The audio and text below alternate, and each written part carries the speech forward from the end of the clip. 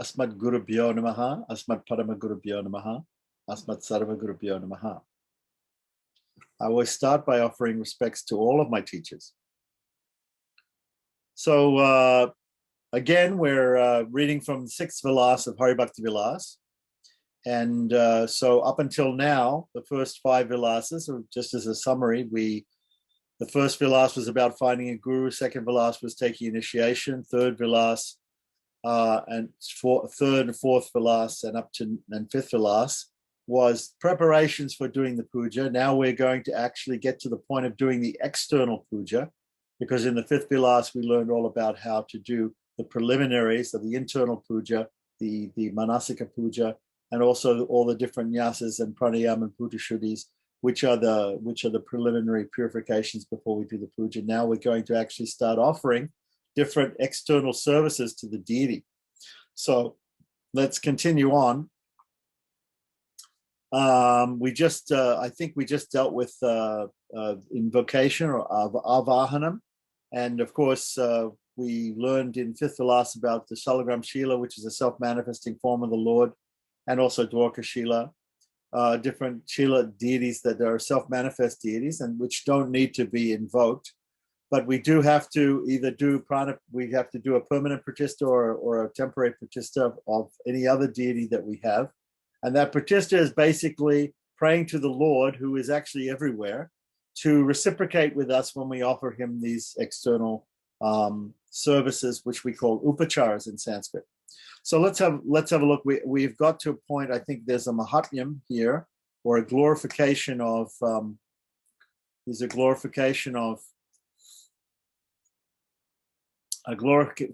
mudras. Okay, so this is the reason we're glorifying mudras here is because last time there were a set of 17. There was a set of avahana mudras, or mudras for invoking the Lord, and then 17 mudras of different items related to the Lord, such as the flute and the bilva fruit and different things, bimba fruit and shankha chakra, different weapons of the Lord, which we used to show to the Lord. And we actually showed these 17 mudras twice after we invoked the Lord. And so now we're going to have a glorification of the mudras. Now we might point out here, somebody pointed out to me that in the Gaudiya Math, and from the time of Bhaktisiddhanta Bhaktivinoda himself, who was Bhaktisiddhanta's father, had a very simplified Archana Paddhati that he put out called Sanchepta, which means simplified Archana Paddhati. There are no mudras in that. There are no mudras. There's no sankalpa vows. There's no pranayama or purification by doing breathing exercises. There's no nyasas or touching mantras or parts of mantras to different parts of the body. All of these things are taken out from the Gaudiya Math system of deity worship because in order to make it much simpler, and that is because of the emphasis, of course, on Harinam Sankirtanam, or the chanting of the holy name in this particular age of Kali. So the Gaudiya Math, because they put that emphasis on, and other parts of the Gaudiya Sampradaya as well, there may be other Gaudiya Vaishnavas like that, they have put emphasis on Harinam as being the Yuga Dharma, and therefore they have de-emphasized some of these other things like Buddha-shuddhi, like Nyasa, like Pranayamaha, like Sankalpa, etc. And now we come to, and also mudras. So here we've got a glorification of mudras. So let's see what the Shastra actually says about whether mudras are useful or not, or whether what's the glories of why we should perform the mudras, the different hand gestures. So we'll have a look at that. And so let's see. So this is called Mudra Mahatmyam. This is 6th Vilas, 41st verse.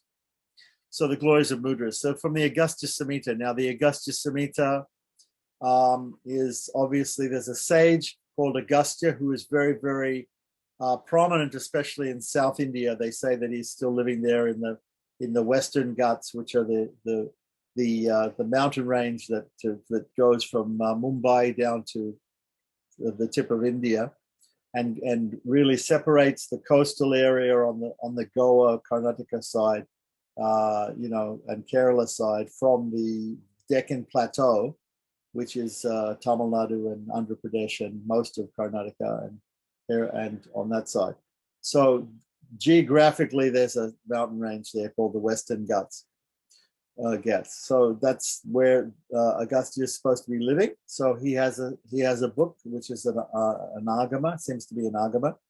I'm not sure whether it's actually considered a Pancharatra agama, but anyhow, it deals with some of these issues. So here's what Agastya has to say in his Agastya Samhita about mudras. O foremost of Brahmanas, a devotee who worships me every day, displaying 17 mudras. Now remember, just previously, we had these 17 mudras listed.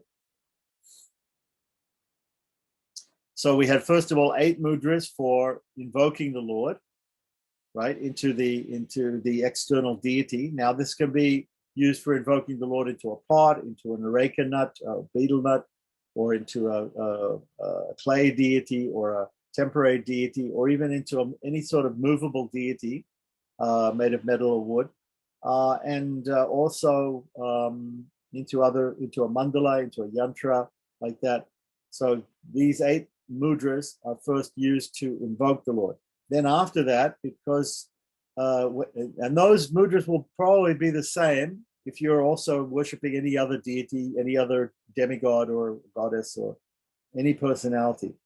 The mudras which are specific to Lord Vishnu or Krishna, right, will be the 17 mudras which are mentioned afterwards. So just to let's run over again the names of all the mudras. Avahani, Stapani, Sanidapani, Sanirodini, Sakali Karani, Avaguntani, Amriti Karani, and Parami Karani. These are the Avahana mudras.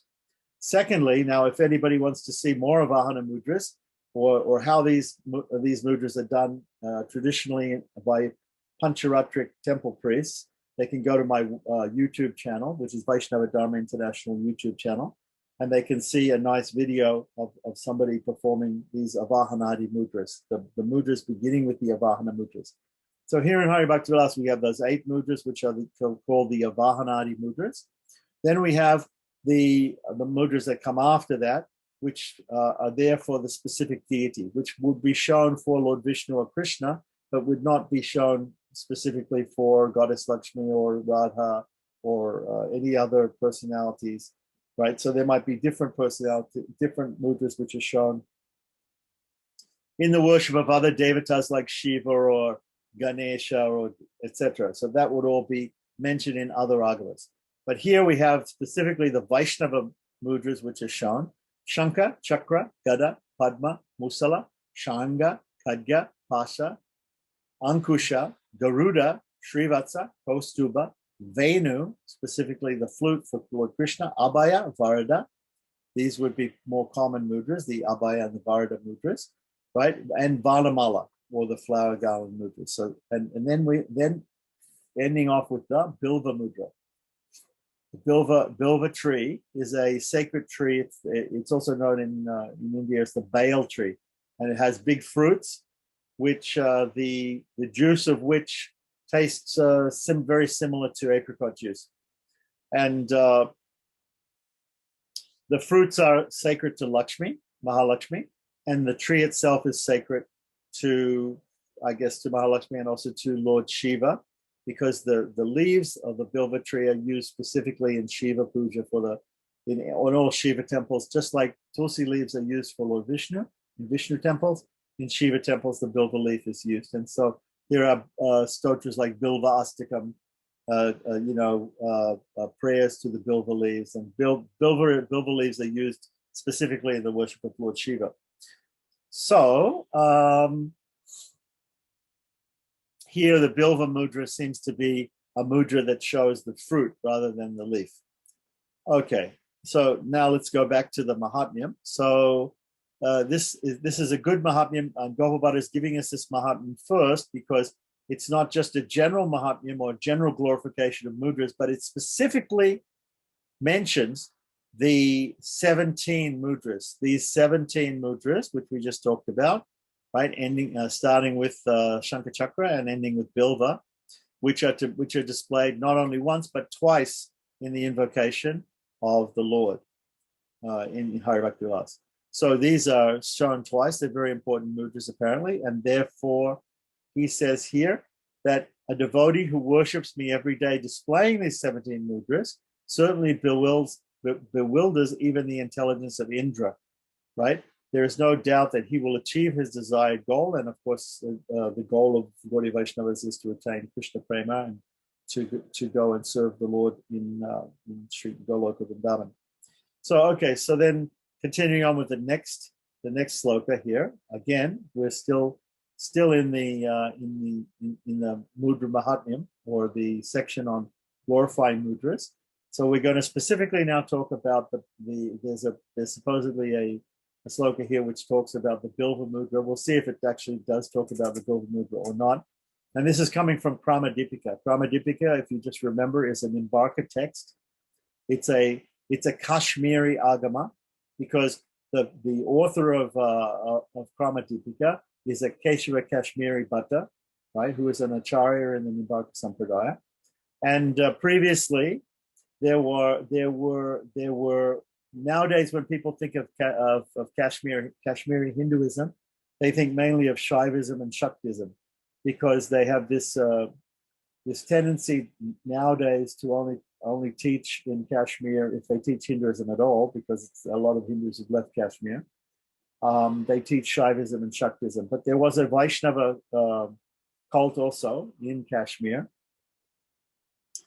and therefore this Keshava Kashmiri is from Kashmir, and he wrote this Kramadipika. Now, I've said it before, and I'll say it again. Most of the ritualism in Hari Bhakti Vilas, by far the greatest quotes are coming from this Kramadipika. All of the worship, all of the form of worship, the Puruscharya or Puruscharana, how to perfect the mantra, which we find in 17th chapter of Hari Bhakti Vilas, even the installation of the deity in the 19th chapter, many quotations of Kramadipika in Hari Bhakti Vilas. So Kramadipika is a very, very important source, probably one of the most important sources for Gopal Bhatta of Pramanas, of Shastric quotes in Hari Bhakti Vilas. And here he is again, giving a quote from Kramadipika. So the translation is, whatever sinful activities a person performs with his body, mind, and speech, either knowingly or unknowingly, can be nullified if he knows the arts of displaying mudras.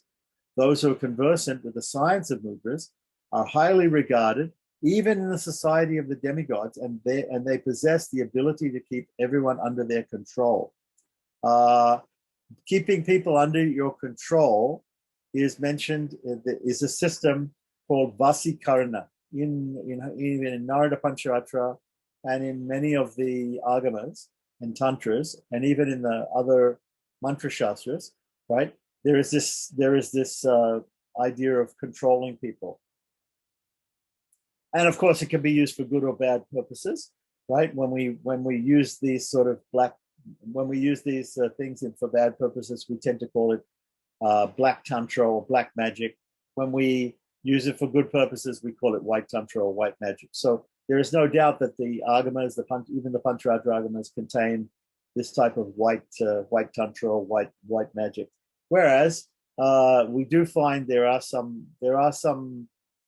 places in the agamas that we read about black magic type of things, where people can control. In Narada Pancharatra, it talks about certain mantras and amulets that you can chant and you can wear to help control people. There's specifically a portion of Narada Pancharatra about using different portions of the Gopal mantra in amulet and chanting form to control women. Okay, so anyway, that's you can read Narada Pancharatra if you want to know more about that. But normally these things are all done by Vaishnavas, if they're done at all, because normally a Vaishnava doesn't want to control anybody. He wants to simply be controlled by the Lord. He wants to assert his servitorship to everyone else. especially to the Supreme Lord, and doesn't want to control or lord it over anybody. But here it says specifically in this purport, it's saying that by the use of mudras, right, someone who's conversant with mudras can maybe even uh, control other people like that. We can also notice that there's a tendency when speaking. Some people have a tendency when speaking, like myself, or the famous stereotype is Italians can't speak without using their hands. And so when we chant different mantras, the mudras that go along with them also help to reinforce the meaning of the mantras, like that. So just like if I say to somebody, come here, and I beckon with my hand, it makes it more clear to them that I want them to come. So similarly, when we offer some prayer to the deity, or we give our intention to offer some service to the deity, then we show with a mudra as well. That's also helpful. Okay, it's a more polite way of doing it. Okay, so let's have a look at the Sanskrit and see what it actually says, if it says anything about Bilva. It doesn't seem to actually say anything about Bilva Mudra here, but it does say in the heading that it has to do with the section about the Bilva Mudra in Kramadipika. So this verse is a verse which is given in the context of explaining how to perform the Bilva Mudra. Okay, so continue on with text 43. This was all. Those two verses was the whole Mahatmyam for mudras. So 2 verses giving us the glories of mudras, and now we're moving on to the actual offering of upacharas, the offering of services to the external deity of the Lord. And so here we have asana ata. Now, whenever you start a section or a different topic, the word ata is usually the first. It means that now, therefore, right? Now, therefore, asanadi arpanam, offering of the asana and other upacharas or other services to the Lord. The asana being the seat. So first offering a seat, etc., is what we're talking about here. So after offering flowers to one's worshipful deity 3 times, and the word for that here in the second line is pushpanjali trayam. Pushpanjali trayam. So even if we don't remember this whole verse, we can simply remember this one part of it. Pushpanjali trayam. And of course, Dyatva means offering. But so here we have this offering 3 times, offering flowers 3 times to the feet of the Lord. And if you go to any temple in Vrindavan like Radharaman, you'll see that before they do arati, before they do anything, they first of all take 3 handfuls of flowers, or it might be tulsi leaves as well, or just tulsi leaves, and offer it to the feet of the Lord. This is called pushpanjali. The word anjali means 2 hands, right? And so palms full, two hands full of flowers is called pushpanjali, offering pushpas. After offering flowers to one's worshipful deity 3 times, one should also offer flowers, right, to the asana. So when we're offering an asana to the Lord, there might be a place for him to sit.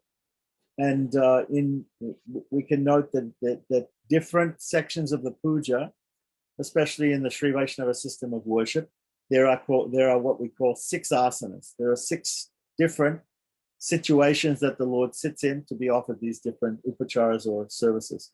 So in Sri Vaishnavism and Pancharatric style worship, that is pure Pancharatric style worship, those are called mantrasana, shnanasana, alankarasana, bojasana, purnamantrasana, and payankasana or sayamasana. So these are first of all, we offer some greetings, right, in the mantrasana. Then after the mantrasana, we offer a bath to the Lord, right? Then that's called shnanasana. Then after that, we offer alankaras with clothes and ornaments to the Lord. Then after that, we offer him something to eat, or naivedyam, right, or bhoga, food offerings. That is called bojasana. Then after bojasana, we have purnamantrasana, the second mantrasana, where we offer prayers, and there might be many different types of prayers that are offered, and sometimes also betel nut and pan, the after to a palate cleanser after eating the meal is offered during that time also sometimes, right? And then the final asana is when we put the Lord to sleep. We put him lying down. So payanka or sayana means lying down.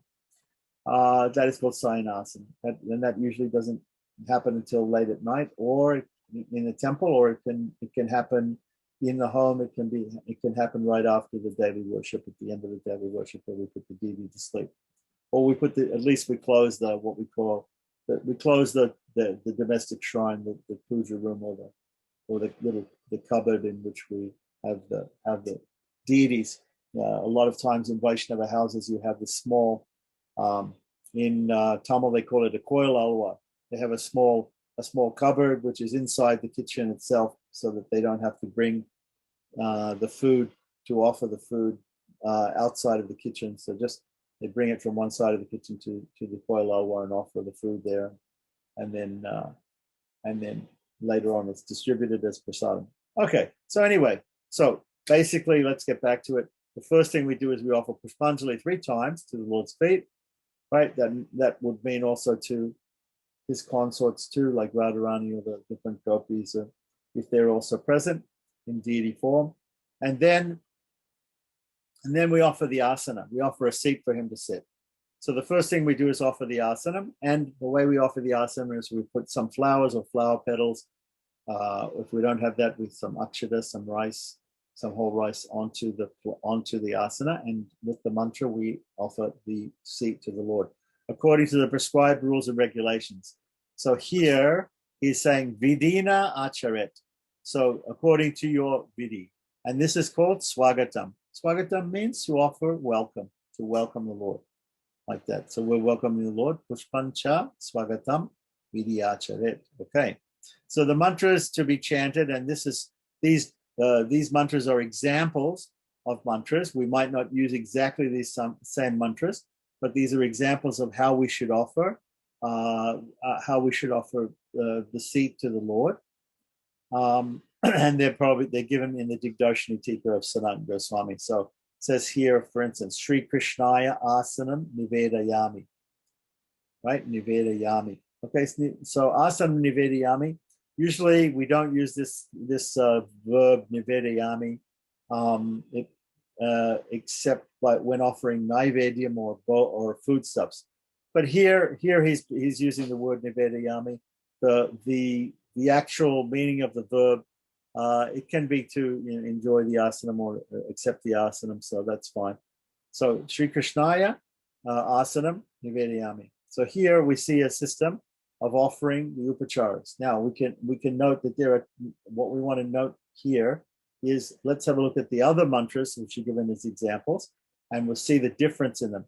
So we have idam asanam, atra shukam asyatam. So like that idam asanam, this asana, this seat here, atra, right? Sukam is for you to, for you to be happy here, right?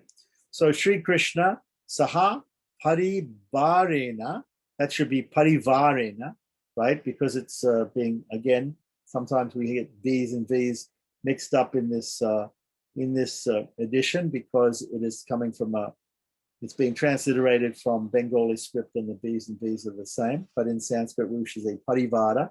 Parivara means attendant deities. So Parivarena means with.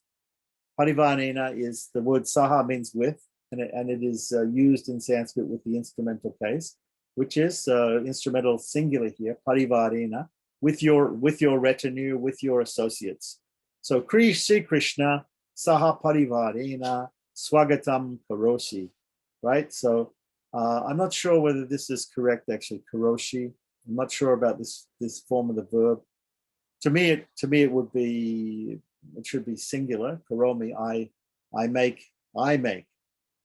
right? Karoshi, I'm not sure of the meaning of that.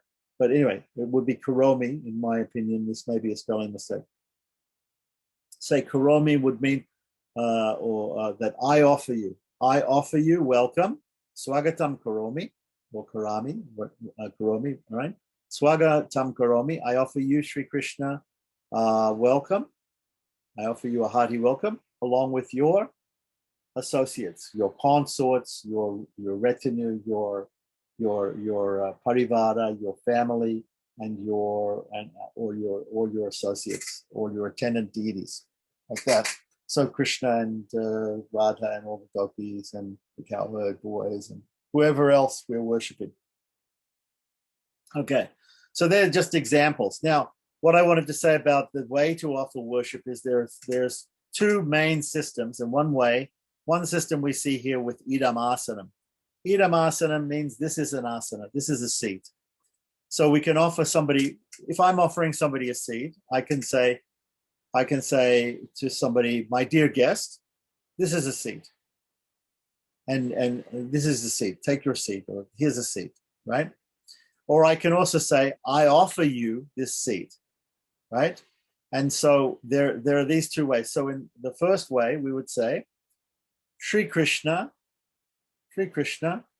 asanam, the seat, samarpayami, I offer to you, samarpayami. Or we could say, idam asanam, Sri Krishnaya namaha, unto Sri Krishna. So we could either say the mula mantra or the root mantra of the deity is like addressing a person, like addressing the person by his name. So my dear guest, it's like saying my dear guest. It's Sri Krishnaya namaha, or Klim Krishnaya namaha, whatever the mula mantra. Here we're actually using the Gopal mantra, which is Klim Krishnaya Govinda Gopijana Vallabhaya Swaha, right? Which is the mantra which is given to all Gauri Vaishnavas in initiation, as along with some other mantras. But that's a mantra specifically for Lord Krishna.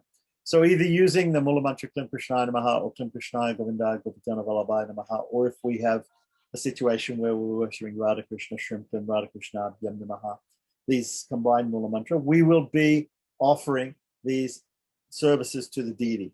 So we either say the mula mantra first, Shrim Klim Radha Krishna Abhyam namaha, asanam samarpayami, I offer you this seat. Or we say, idam asanam, this is an asana, Shrim Klim Radha Krishna Abhyam namaha, for you. This is an asana for you. Shrim Klim Radha, please take your seat, like that. So there are these two ways. So either we say the mula mantra first and then the action, or we say the action, we indicate the action first and then say the mula mantra. Either way is correct, and both examples of both are given in Hari Bhakti Vilasa in the purport in the Tika by Gopal Bhatta Goswami. So when people are learning how to do worship, they're learning how to do the ritualistic worship, and they're learning the mantras for each of the different upacharas in Sanskrit, or each of the different services and what to say, right? They should pick one, in my opinion. I mean, you don't have to, but they should pick one. Normally, we'll see the different padatis, the different prayogas, the different procedures which are written down, step-by-step procedures. We'll give it either one way or the other way. So either they will say, idam asanam Klim Krishnaya namaha, eda padyam Klim Krishnaya namaha, idam argyam Klim Krishnaya namaha, or they'll do it the other way and they'll say, Klim Krishnaya namaha, asanam samarpayami, padyam samarpayami, argyam samarpayami, like that. So choose one of those ways, learn all of the mantras for all the different offerings, at least the 16 basic services to be offered to the deity, and then you can then worship any deity, right, with a few minor adjustments, of course, to the number of deities that you're offering to, or the number of items that you're offering to, in the Sanskrit, to singular and plural, or to the number of deities that you're offering it to. And so with very little adjustment, you can then worship any deity. And also there might be some small adjustments that you make between female and male deities, where you're offering a Brahman thread to the male deities, you're offering a Mangal Sutra to the female deities, you're offering tilak to the male deities, you're offering kumkum to the female deities, like that. So apart from that, if you learn all of those 16 basic services like that and how to offer them in a particular way, you will be able to worship any deity. So I just wanted to say that because we're starting the upacharas. So there's a whole video that I've got up on my YouTube channel about the different upacharas and the upachara mantras and how to do them. And you can go and watch that video. if you need more information on that subject, or you can ask questions. We can go into it more at the end, or anytime if people want to just unmute and ask a question. So continuing on with Hari Bhakti Vilasa 6th chapter, text 44 to 45, he's going to mention here some other things. So a learned devotee should display 16 mudras. Now, above we had 17 mudras, and then we had 8 mudras. So there are 8 mudras, which are the 8 mudras for avahanam, for invoking the Lord. Then there's the 17 mudras specifically for Lord Vishnu Tattva deities or Lord Krishna,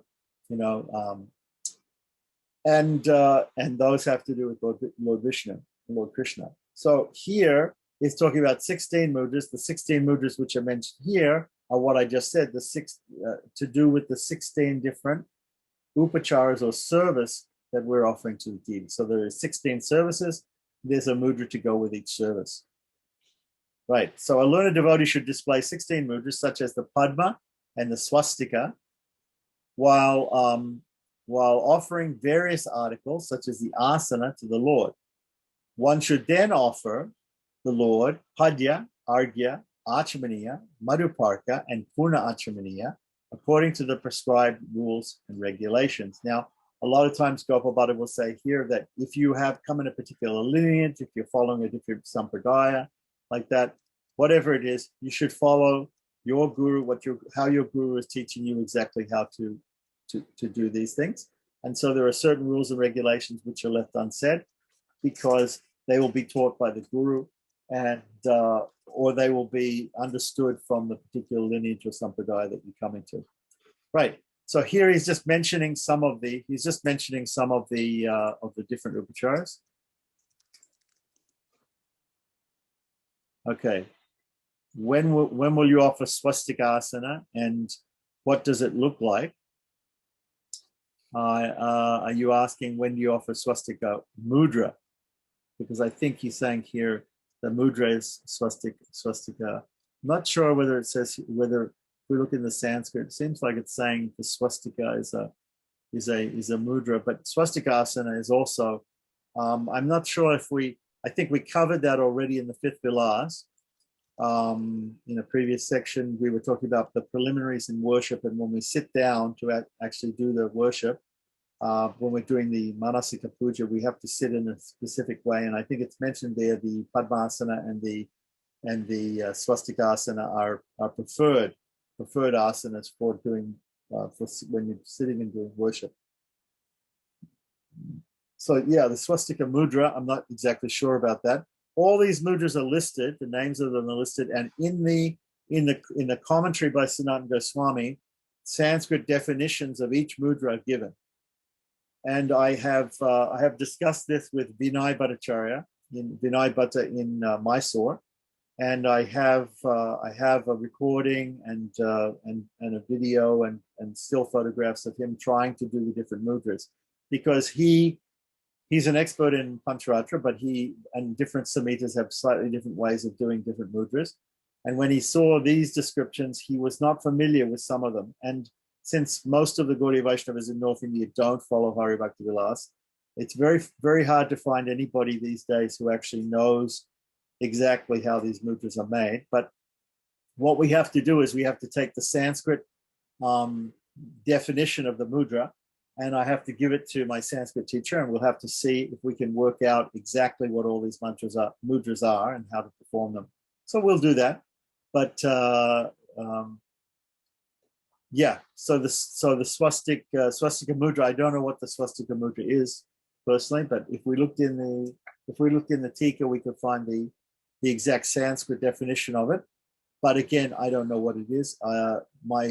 My discussion of Hari Bhakti Vilasa with Radharaman Goswamis like Vishwambhara Goswami, we never knew exactly what all the different mudras were. So this is something which has to be researched and has to be figured out. Because as far as I know, I haven't met anybody who knows. Okay, so why don't we continue on? And text 46 and 47 comes from a shastra called Smriti Artha Sangraha. Smriti Artha Sara. Sara means the cream and or the essence, and arta means a goal, right? So the essential goal of the Shmiti Shastras or the Dharma Shastras is the name of this particular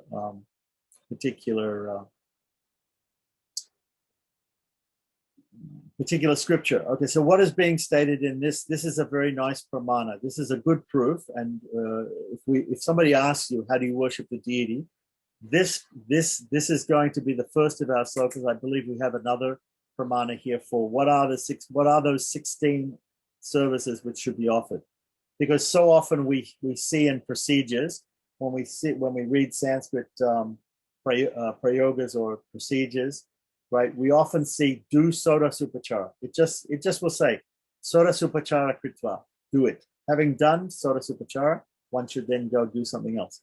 So this is a commandment sometimes in some of these books, and they expect people to know what are the 16 items of worship services and how to perform them. If you don't know, if you want a good primer on this, there's a PhD thesis on puja, Smarta Puja, called Smarta Puja by a German scholar, which I've given out before in PDF form, and you can just email me and I'll send you that. And it's a very good introductory course to understand all the different types of 16 article worship that are offered generally in India. Okay, so here we have a list. It's going to give us a list. So if we just look at the Sanskrit, it shows that we're giving a list. Once again, when Gopal Bhatta introduces a different topic, he starts out by giving definitions. So when he starts out by explaining about how to offer the different services, first of all, the first thing to note is what are those services? And let's list them out. There are 16 of them. Okay, what are they? Let's count them. So we have avahanasanam padyam, argyam achamaniyakam, snanam achamanam vastram, achamanam chopavitakam, achamanam ganda pushpam, dupam deepam prakalpayet, naivedyam puna achamanam, natva stutva visarjayet. Okay, so why don't we can add those up and see if they come to 16. Avahanam, asanam, padyam, argyam. Sorry, let's start again. Avahanam, asanam, padyam, argyam, achamaniyam, shnanam. Now, after shnanam, we should offer achamaniyam again, according to the sloka, but we're not going to count it twice. Then vastram, right? Then achaman again after offering vastram. Then cha upavitam. Upavitakam means upavitam, the Brahmin thread, right? So that's I think we're up to 9 now. Then after that also another archman. Then ganda, right? That's 10. Pushpa is 11.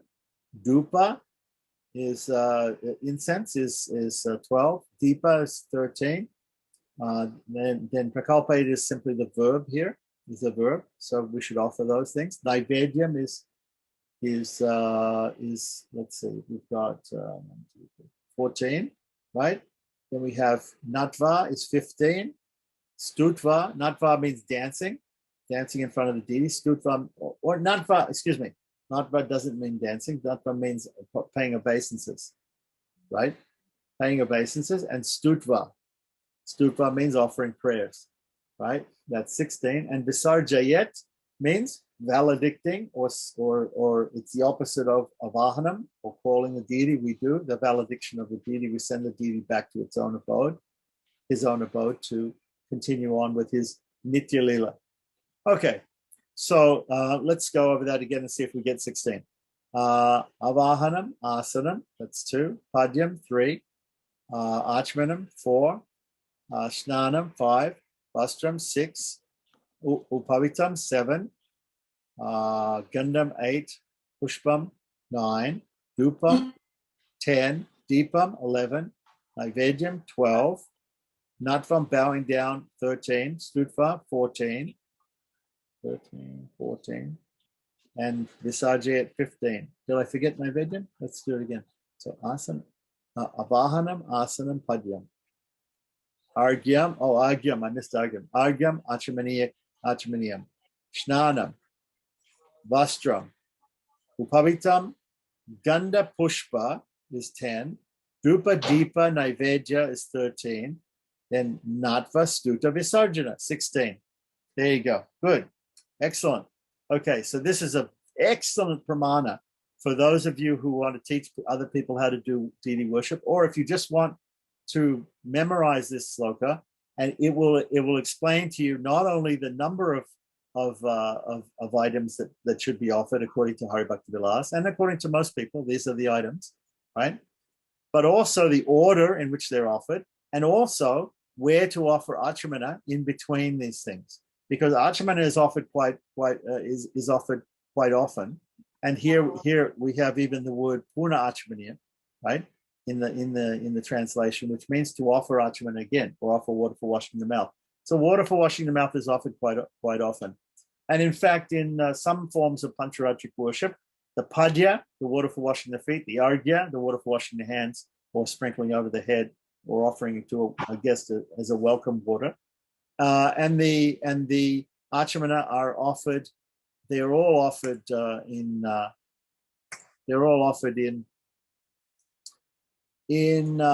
every time the deity moves from one asana to another asana to a different part of the puja. So let's see what the translation says here. So while worshiping the deity, so what would that be? That would mean invoking the deity, offering him a seat, offering him water for washing his feet, offering water for washing, welcome water or water for washing the hands, offering achamana, water for washing the mouth, offering a bath, offering again water for washing the mouth, offering clothing, offering again water for washing the mouth, then offering a Brahman thread, then offering again water for washing the mouth, offering sandal paste, offering flowers, offering incense, offering a lamp, right? Offering foodstuffs, again offering water for washing the mouth, offering obeisances, and then offering prayers, and then valedicting or saying farewell to the Lord and bidding him farewell to go back to his Nitya Lila. So these are the 16.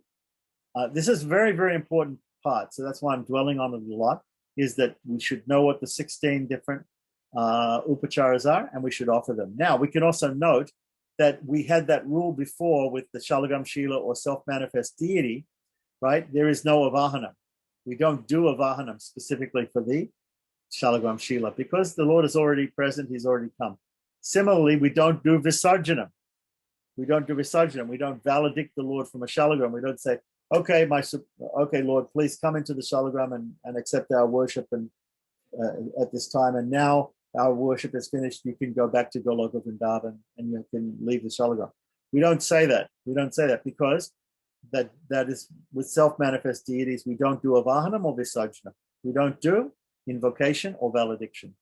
Okay, so now somebody might ask, so if you're worshiping a Shalagram Shila and you don't do avahanam or visarjanam, or if you're worshiping a self-manifest deity like that, then in fact you're only offering 14.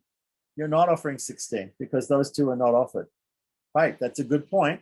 And so we'll see in the next sloka if there's a different definition also, and what that other definition is, because there might be more than one. This is the general definition, though, of the 16 offerings, the 16 articles of worship or 16 services. So then he says, anyatra cha, means in other places. So this one, we don't know exactly. This is from the Shmiti Artha Sangraha or Shmiti Artha Sara, right? That's from that Shastra. And here in some other place, we don't exactly know where the place is from. We get three or four slokas, giving us more information about the different upacharas. Okay, so let's have a look. We may have to look at the Sanskrit, but let's have a look first at the translation. So it says here, first of all, and the word adao is used in the beginning. Adao means starting off, or first of all, pushpanjalim datva. So that's, he is included here what was said in the previous sloka before, that before we do anything, we should offer pushpanjali. So pushpanjali is not part of the 16 services. It's a separate thing which is done in the beginning. So adao pushpanjalim datva, right? And so here we go. So it says first one should offer the flowers at the lotus feet of the Lord. Then one should offer padya, Argya, Achamaniya, Madhuparka, one by one. Now here we have a new thing, Madhuparka. Well, what's that? We didn't see that in the previous sloka, in the previous definition of the 16 services. We didn't see Madhuparka. Madhuparka is a honey drink, or it's just a reception drink. It's any drink that you offer to a guest at a reception. It's usually called Madhuparka because it does contain sweetening. It's usually sweetened with sugar or with honey. Specifically, the word madhu means honey. So the typical Madhuparka is given to the vara, or the groom at the reception in the wedding, when the father of the bride meets and greets and worships the groom before the kanyadana, before giving away the bride, before giving away his daughter in marriage. Okay, so that is normally when a guest comes, or when the groom comes in the wedding, they're given the Madhuparka. So here it's a reception drink which is offered to an honorable guest, and that's what we're going to do here with the Lord. We're going to offer him the Madhuparka. Madhuparka is usually a drink which is made up of, it can be made up of panchamrita, or the 5 nectars, right, which are 3 from the cow, which are milk, yogurt, and ghee, in different proportions, less ghee, of course, and more milk and yogurt. And then honey and sugar are 2 other sweet products, nectarine products, which are added to that to make it taste nice. And that is mixed together, and that is sometimes called panchamrita, or the 5 nectars. The word amrita meaning nectar of immortality. Mrita means death. Amrita means immortality. So panchamrita means the 5 nectars of immortality, literally.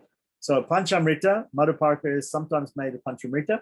Other times it's just simply made up of either milk, yogurt, and some sort of sweetener like some honey or some sugar, like that. So okay, so maybe it might just be milk with sugar, some sweet drink. Okay, so now I'm guessing if there are any vegan Vaishnavas out there, they can think of some substitutes to use for milk and for yogurt and for ghee, like that. For ghee, I would use coconut oil, for coconut milk for milk, and there might be a way of making coconut milk into a type of fermented sort of yogurt. So we could use that, or they could offer some sort of right, like you're saying, we could offer some sort of fruit juice also. Some sweet fruit juice. Right. Yeah, so in the chat, I see somebody mentioned about Bharatanatyam. Yes, in the mudras are done in Bharatanatyam. The tendency for the mudras in Bharatanatyam are a little bit different from the mudras in deity worship. The tendency for Bharatanatyam mudras is so for instance, if we make a Garuda mudra in deity worship, we make a mudra like this where we show Garuda's flapping wings.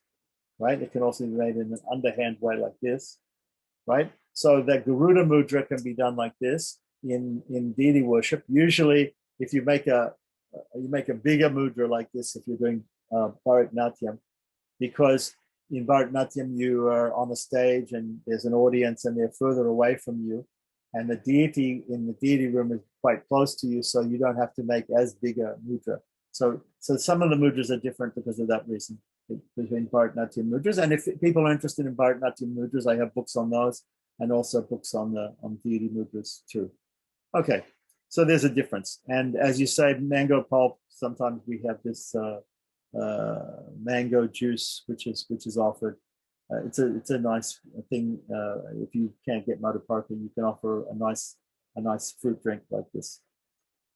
Very, very often you find in some cultures, specifically, like if you ever go to Gujarat, have Gujarati thali, people will give you, sometimes they'll give you amras of Gujarati, either with yogurt or with milk, mango juice, or sometimes it's just you just put a little bit of rose water and sugar.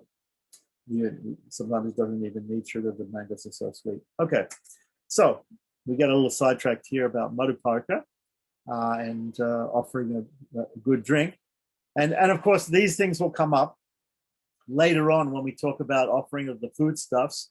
When we get to that point of Naivedyam, there'll be a whole discussion about different foods which the Lord likes to be offered, and we'll find that that's explained there. Okay, so continuing on, right? So first one should offer flowers that will for the Lord. That's called Pushpanjali. That's done 3 times. Then one should offer Padya, Arghya, Achmaniya, Madhuparka. And that's usually the order that's done in most sampradayas. In the Sri Vaishnava Sampradaya, Ramanuja Sampradaya, they tend to offer the Arghya first and then the Padya and then the Achmaniya.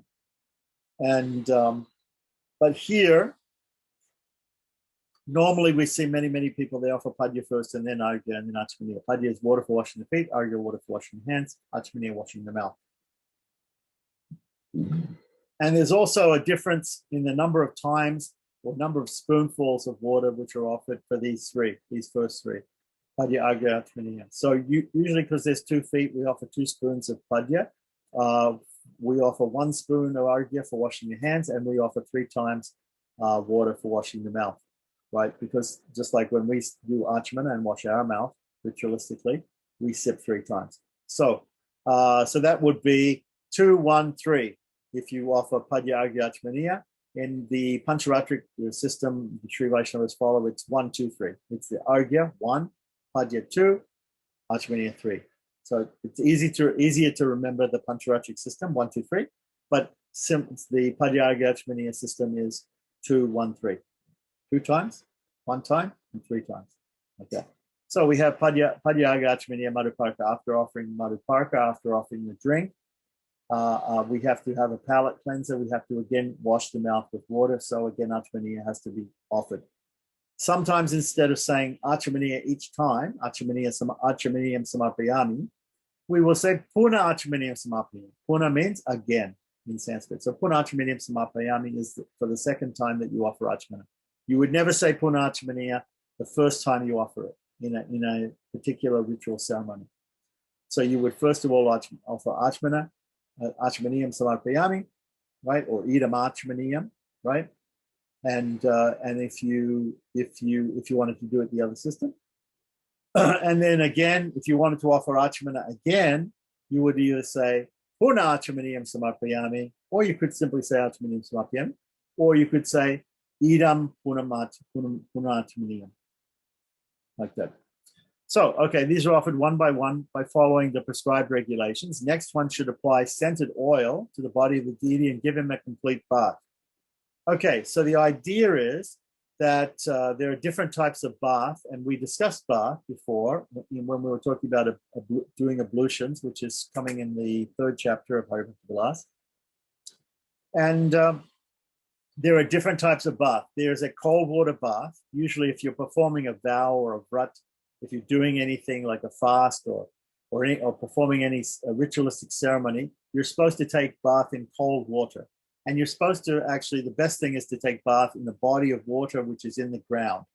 So if you can't do that, you can pull water from a well, okay? But we should try to, for ritualistic purposes, we should try to avoid the bath coming from a pipe or a tank or where it's being kept, where it's not clean. It's not considered ritually pure. Water which is in the ground, either the ocean or a river or a lake or a pond or a well, right, is being held within Mother Earth, and Bhumi Devi purifies that water, and therefore that water is considered ritually pure, whereas other water which is kept in vessels or in containers, which can become contaminated or traveling through pipes, is not considered ritualistically pure. So we should try to avoid that when we're taking bath. So similarly, when we're bathing the deity, we should try to get the water from a clean source. This may not be possible everywhere in the world all times. We turn the tap on and we fill the jug up, and then we go to the tirukaveri, we call it, a pot which we fill other pots from in puja, like that. But on special occasions, one may go to a water source. I know that in Germany at Narasimha Chetra, we used to go to a water source far off and take big pots and bring water which is coming directly from the earth, which has all of the Shakti of Bhumi Devi, the Lord's consort, in it, and is pure, ritualistically pure, to bathe the deity. So this is very nice if you can do that. Okay, so there are different types of, getting back to the fact that there's different types of baths. So daily bath, usually in India, people don't use oil for everyday bath. Some people do, but most people, the oil bath is a type of deep cleansing, which goes on in certain occasions. So there's hot water bath, there's cold water bath, there's oil bath, there's different types of bath in India. Okay, here is talking about that the deity should be offered, he should be massaged with some scented oil, or some scented oil should be applied to the deity or the shalagram before the bath. So that's mentioned here. So let's see, it's probably there it may be there in the actual Sanskrit. Abhyangavartana kritva mahashnan samatra. Abhyango odvartane. Abhyango vartane. Yeah, that may be the word. Yeah. Okay. So I'm not sure, we could look it up exactly what it says here. But anyway, the idea is that normally we offer some oil when we do it ourselves, we use mustard oil, or we use sesame oil. In North India, they tend to use mustard oil. In South India, they tend to use sesame oil, right? And they massage with that oil, and then this helps to get all the dirt and grime out of the different pores of the skin during bath. And of course, you have to take a hot water bath after that. Here, of course, we don't know, the water should probably be warm for bathing the deity. But in any case, as I said, when you're performing a ritual or you're doing Avabrita Shnana, it's done in cold water. But so there, it mentioned in Hari Bhakti Vilasa that you can use warm water in the house when you're taking bath normally every day in the house. Like that. If you go outside and you go to the river or the sea, of course, obviously, I bathed in the sea yesterday, and you can't heat up the water in the sea. But of course, in Hawaii, the water is quite warm in the ocean as well. Okay, so the deity, after give him a complete bath after massaging with scented oil, the deity should be dressed very nicely after bath. Thereafter, one should worship the deity with offering various articles. Okay, while worshiping the deity, one should offer arghya on his head. So that's also mentioned, that you can sprinkle the arghya on the deity's head.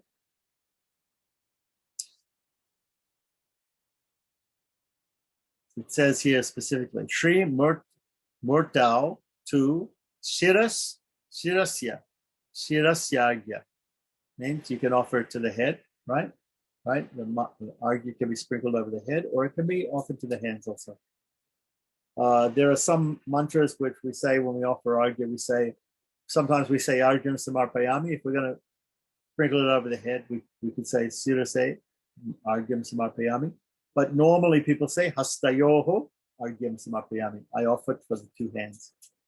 Hastayoho means for the two hands, I'm offering arghya. So we can say padayoho padyam samarpayami. I offer padyam to the 2 feet. Hastayoho argyam samarpayami. I offer arghya to the 2 hands. Mukhe, to the mouth, I offer achamaniyam. If you want to add mukhe madhuparkam samarpayami, you can say it too. I offer madhuparkam to the Lord's mouth. Okay, some people, when offering achman also, they offer it to the Lord's hand first and then to his mouth, because he's going to sip the water from his hand, just like we do when we sip achman. So there's different ways of offering achman. Normally, the method of offering padya is you simply offer the water in an udarni or a spoon before the Lord's feet. You can either pour it on the Lord's feet, or you can pour it out into a throw-out pot, which is called a Visarjaniya Patra, which holds items that you offer to the Lord and discard. So after offering. So padya can be just offered to the Lord's feet and discarded, or it can be offered to the Lord's feet, poured over the Lord's feet. Then arghya offered to the Lord's hand, and it can be discarded, or it can be poured over the Lord's hand. Achamaniya can be offered to the Lord's hand and then discarded, thinking that he takes it in his hand and sips it himself. You can offer it to the Lord's mouth and discard it, thinking that I'm offering it to his mouth, or you can offer it to his hand and then his mouth and then discard it. So there's these 3 different options. These are all just technical differences, and you'll see different people do things slightly differently. They have slightly different technical procedures. Okay, so the deity should then be dressed nicely after the bath. Thereafter, one should worship the deity by offering various articles. So actually, we should offer some alankaram, crowns and flutes and different jewels and weapons, let's say, if necessary. While worshipping the deity, one should offer agya on the head, padya on the feet, and achmaniya to the mouth 3 times, followed by madhuparka. Some devotees offer flowers to the Lord after each of these offerings. So it will be interesting to see, but you could offer flowers to the Lord's feet or tulsi leaves to the Lord's feet after each offering and then discard it. So if you have a lot of flowers, a lot of tulsi leaves, you can do that after each thing you offer. Each service you can offer pushpanjali again. Okay, so continuing on, we are now going to get a mahatmyam of what we discussed of the different upacharas. So it says here, ata, again, now thus, asanadi arpanam, mahatmyam. The mahatmyam are the glories of offering not just the asana, but the asana, and it says here the glories of offering an asana, but it's really the glories of offering the upacharas beginning with asana, beginning with the asana. And the reason, again, once again, why is it normally we see the upacharas are mentioned starting with asana? Why don't they start with avahana? Why don't they start with swagata, invocation, welcome? Why don't they? Because these are all part of invocation, avahana. So if you're worshiping a shalagram, you don't have to do that. A self-manifest deity, you don't have to do the avahanam, so it's not always there. But we know that everybody will offer, even if they're worshiping a shalagram or a self-manifest deity or another type of deity, they will always start by offering asana first. So that's why it said asana, etc. By offering asana, etc. So here it is from Narasimha Purana. Narasimha Purana is an Upa Purana. And it's mentioned, here's a statement. One can easily be freed from all kinds of sinful reactions by offering an asana, seat, argya, water for washing the hands, padya, water for washing the feet, achmaniya, water for washing the mouth, to the Lord of Lords while following the prescribed rules and regulations. Nice. So continuing on, texts 53 to 55 come from Vishnu Damotara. Vishnu Damotara. It's going to explain. By offering an asana to the Lord, these are some benefits that may accrue to a person who offers these different services.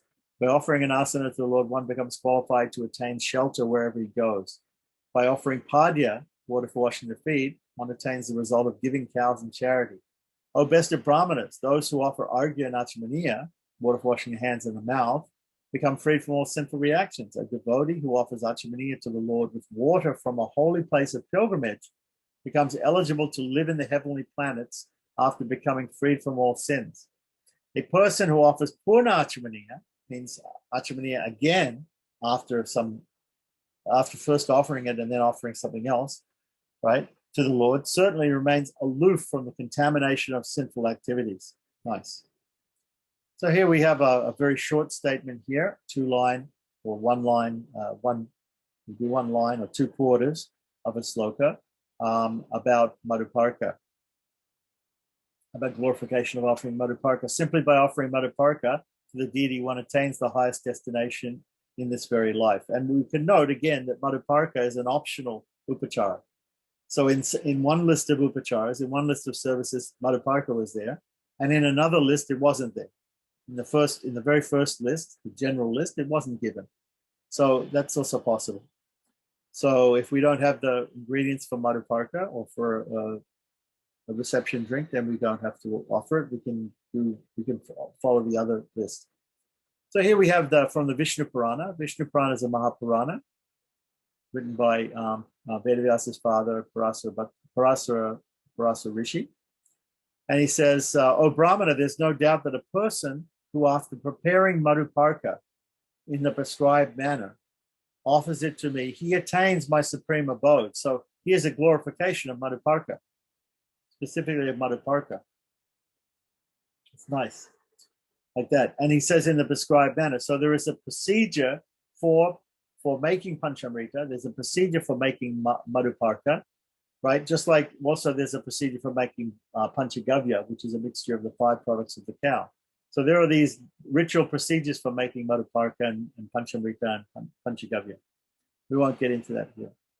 So then continuing on, text 58, Atah Shnanam. Now we're going to talk about the process of bathing the Lord, right? We gave a little bit of a hint that we have to massage him with fragrant oil and then bathe him.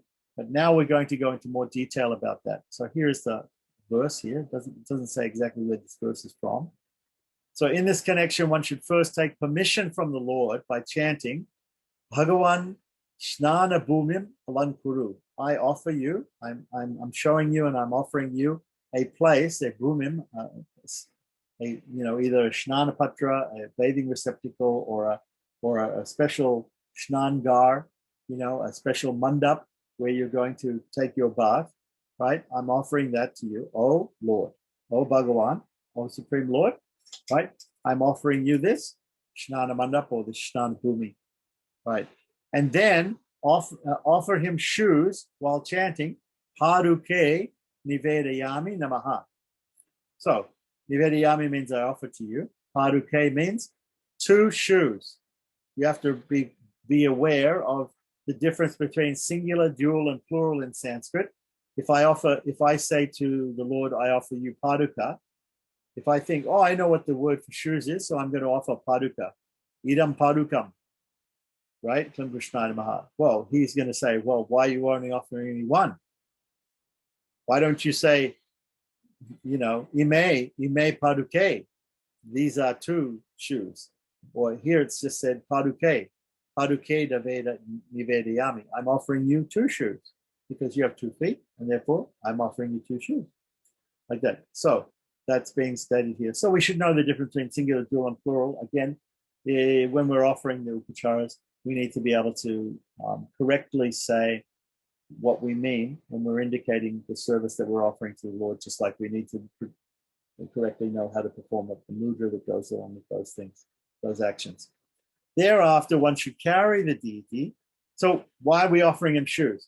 Because he's going from the altar to the Shnana Bhumi or the Shnana Mandapa, the place where he's going to take his bath. He's not going to take his bath on his throne. Right?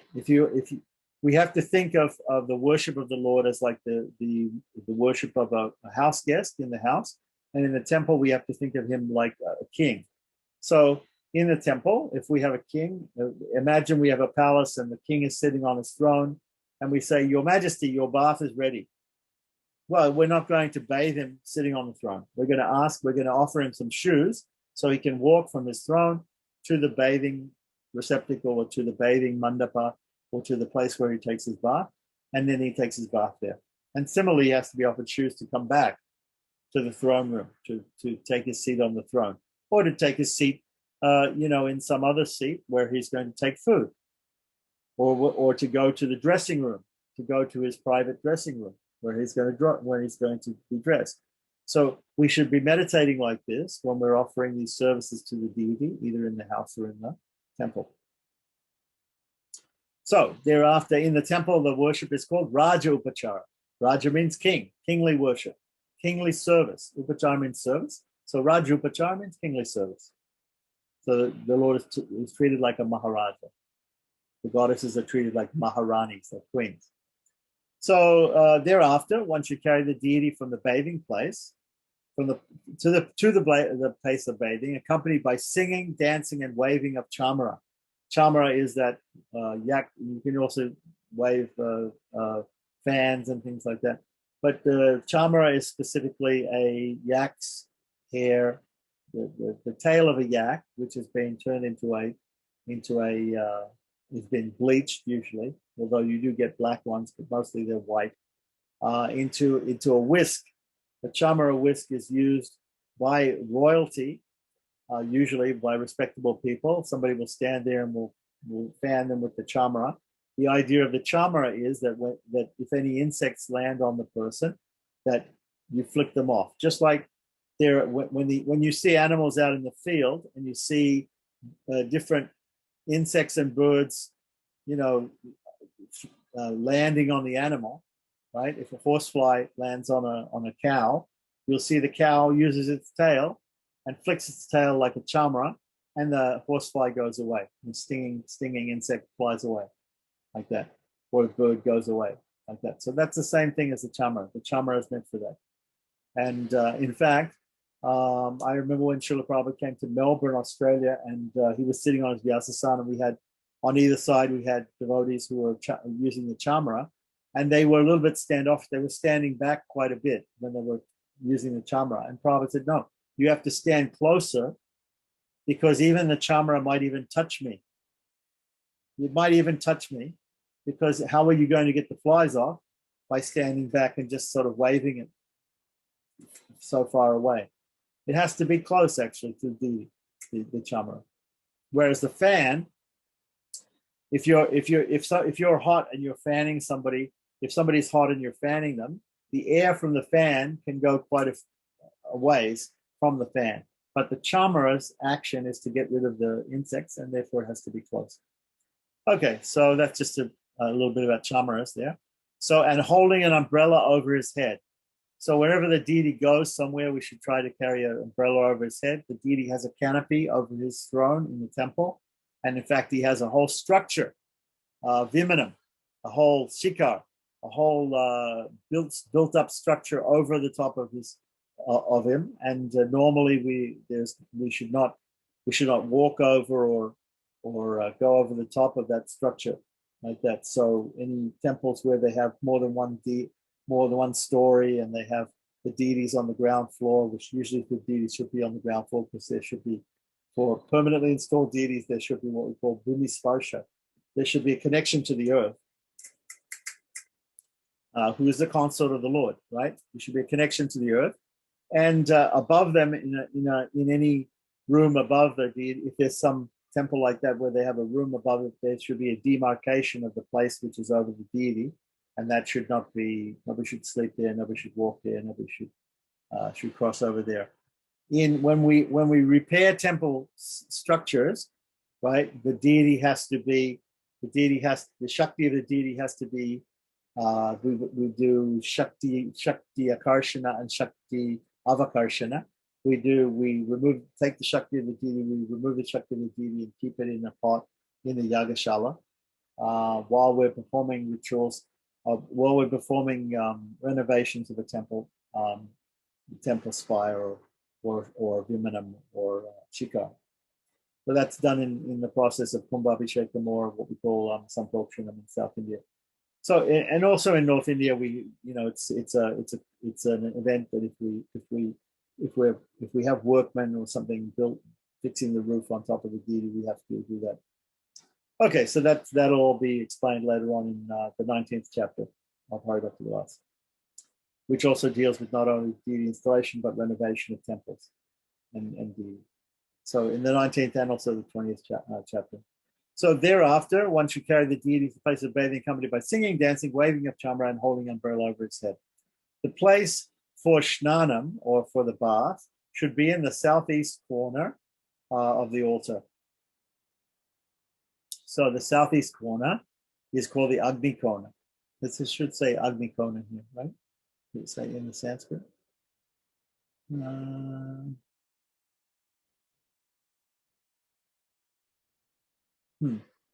I don't see it. Maybe it's mentioned in the purport or the thing. Anyway, southeast is the Agni Kona. So it's the direction of Agni, of the god of fire.